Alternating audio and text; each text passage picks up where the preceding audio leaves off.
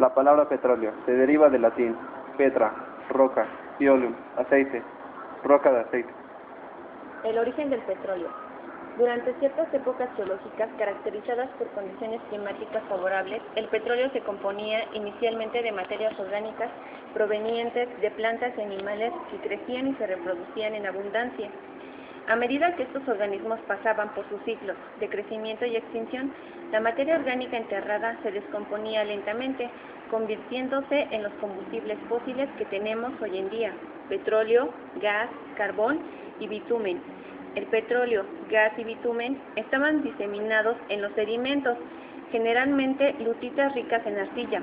A lo largo de millones de años, estas lutitas cargadas de materias orgánicas expulsaron el petróleo y el gas que contenían, bajo acciones de tremendas presiones que ejercían las sobrecapas. El petróleo y el gas migraron dentro de los estratos permeables, sobreyacentes o subyacentes, y luego migraron nuevamente dentro de trampas que ahora llamamos yacimientos. Teorías inorgánicas o minerales. Estas postulan que el petróleo y el gas se forman mediante procesos inorgánicos, reproducibles en el laboratorio. Entre ellas se encuentra Teoría de los metales alcalinos o de Birkeloff.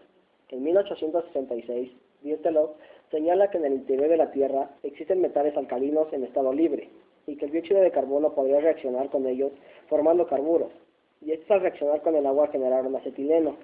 Demostró que si el acetileno se calienta a una temperatura de 900 grados centígrados aproximadamente, se polimeriza en benceno, y si el benceno se calienta en condiciones apropiadas, pierde hidrógeno, y los residuos se combinan para formar difenil. Esto se representa mediante la ecuación química siguiente. Los hidrocarburos de más alta graduación pueden ser generados del acetileno, y estos actuando uno sobre otro y con altas temperaturas forman hidrocarburos más complejos. La debilidad de esta teoría estriba en suponer que en la Tierra existen metales alcalinos en estado libre. Reacción Fischer-Tropsch. Esta hipótesis considera que del gas del agua, monóxido de carbono y hidrógenos con catalizadores metálicos de fierro y monóxido de carbono, se obtienen mezclas de hidrocarburos, unos gaseosos, otros líquidos, desde 5 a 12 átomos de carbón, así como parafinas sólidas. Los productos tienen una variación en su composición dependiendo de las condiciones de operación.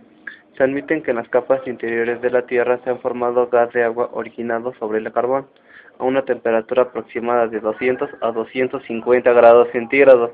El gas de síntesis enriquecido con óxido de carbón e hidrógeno, el cual servirá más tarde para la obtención de hidrocarburos. La ecuación que muestra esta hipótesis se muestra a continuación. Teoría de los carburos metálicos o de Mendeleev. En 1877, Mendeleev supuso que en la Tierra existen carburos de hierro en estado nativo y que las aguas de infiltración, al reaccionar con esos carburos, podrían formar hidrocarburos. Esta teoría fue inspirada en los experimentos de Hahn, Close y Williams, quienes demostraron que los hidrocarburos podrían producirse tratando el hierro fundido y el ferromanganeso con ácidos y agua. Es dudoso que el agua necesaria para verificar estas reacciones puedan infiltrarse lo suficiente, ya que hay razones para creer que la porosidad y las fracturas de las rocas tienden a desaparecer con la profundidad. Ambas teorías son producto de altas temperaturas y por consiguiente su existencia estaría asociada a fenómenos volcánicos, por lo cual se podrían descartar, ya que la mayoría de los campos petroleros hasta hoy conocidos no están asociados con fenómenos, y la mayoría se encuentran alejados de las zonas de actividad ígnea. Por otra parte tenemos la teoría de las emanaciones volcánicas, la cual nos dice que se basa en el hecho de que algunos gases de las emanaciones volcánicas contienen pequeñas cantidades de hidrocarburos, por lo que se supone que dichos gases son originados a grandes profundidades y por consiguiente son indicativos de la composición química de los elementos que constituyen el interior de la Tierra y de sus reacciones. También se cree que estos hidrocarburos gaseosos se condensan al aproximarse a la superficie y al decrecer la presión y la temperatura forman grandes hidrocarburos líquidos, los cuales originan los yacimientos actuales.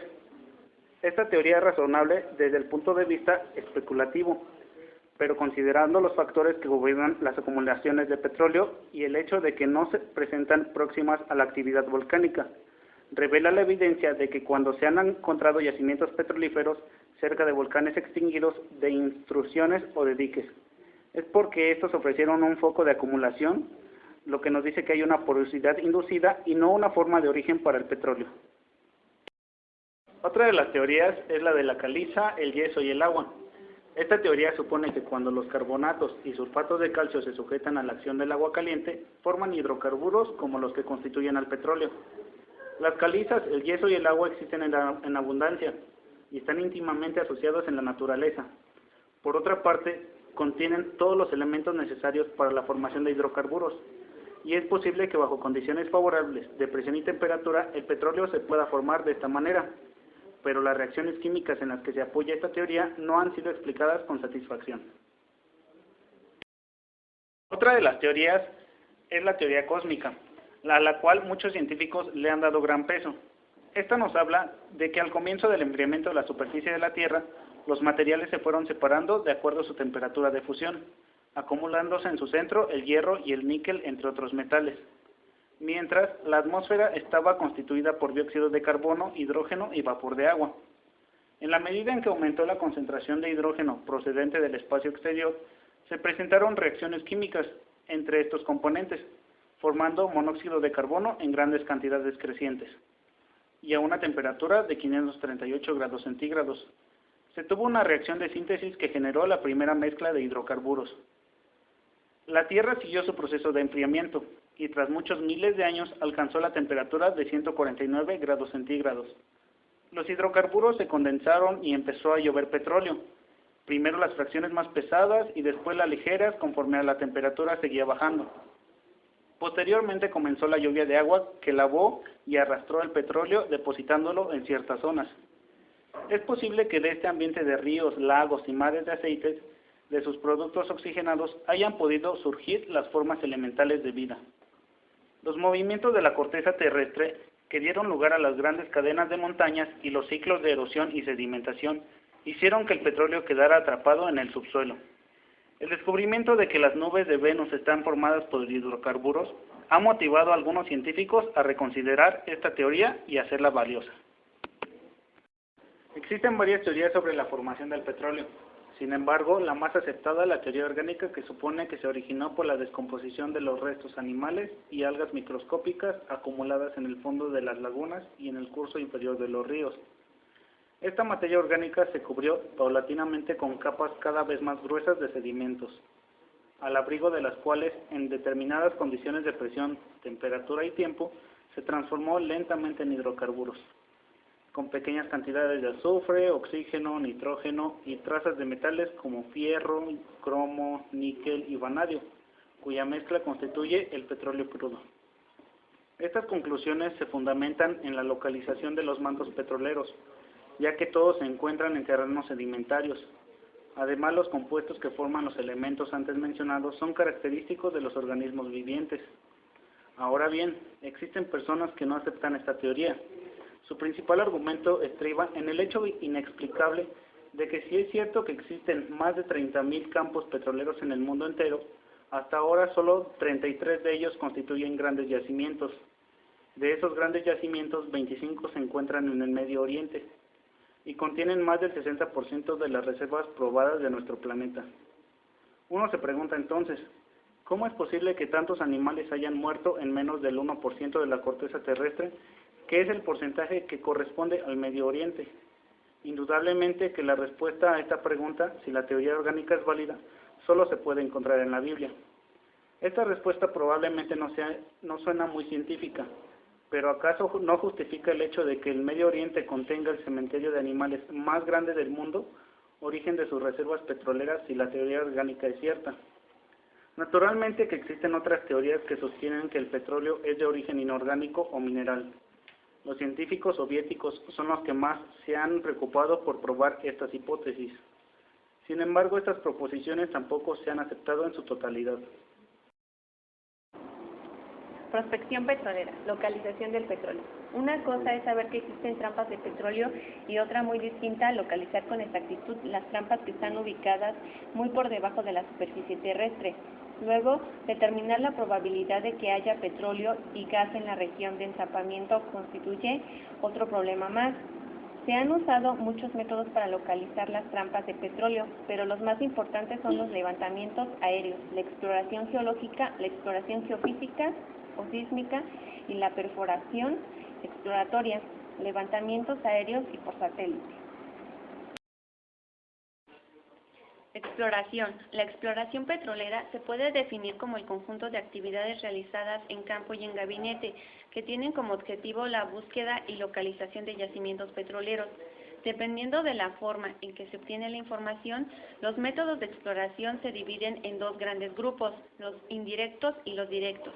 En los primeros se adquieren datos del subsuelo desde la superficie y se interpretan para establecer hipótesis sobre las formaciones, su estructura, clasificación de las rocas, etc.